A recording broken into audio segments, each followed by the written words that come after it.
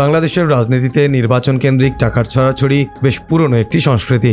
প্রতিটি আসনে এই প্রার্থীরা বিপুল পরিমাণ টাকা খরচ করে ভোটারদের আকর্ষণ করতে। টাকার বিনিময়ে ভোট কেনার বিষয়টিও চলমান রাজনৈতিক অপসংস্কৃতির একটি বড় অংশ।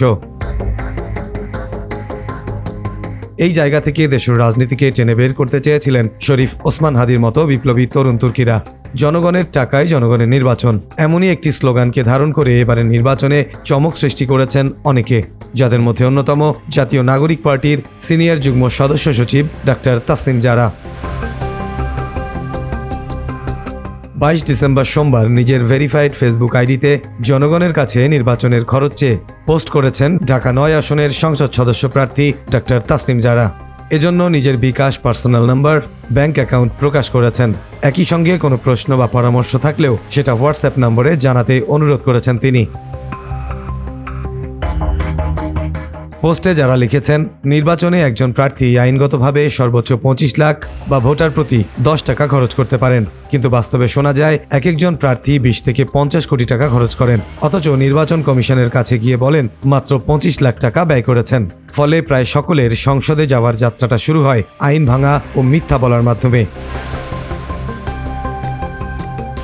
তিনি আরও লেখেন, আমি এই অসততা ও মিথ্যার রাজনীতি করব না। আমি প্রতিজ্ঞা করছি যে আইনে অনুমোদিত টাকার বাইরে আমি 1 টাকাও খরচ করব না। অনেকে বলেছেন এত অল্প বাজেটে নির্বাচন করা অসম্ভব।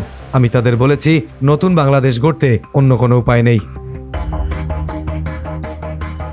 প্রার্থী যারা আরও লিখেছেন, নির্বাচন কমিশনের নিয়ম অনুযায়ী এই নির্বাচনে আমি মোট 46,93,580 টাকা ব্যয় করতে পারবো।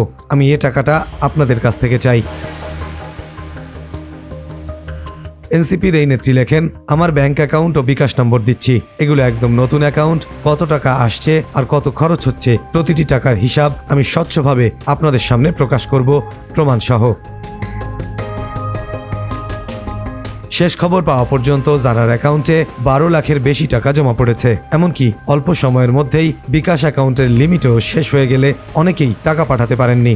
মানুষের এই স্বতঃস্ফূর্ত অংশগ্রহণ জারা সহ নেটিজেনদেরকেও অবাক করেছে।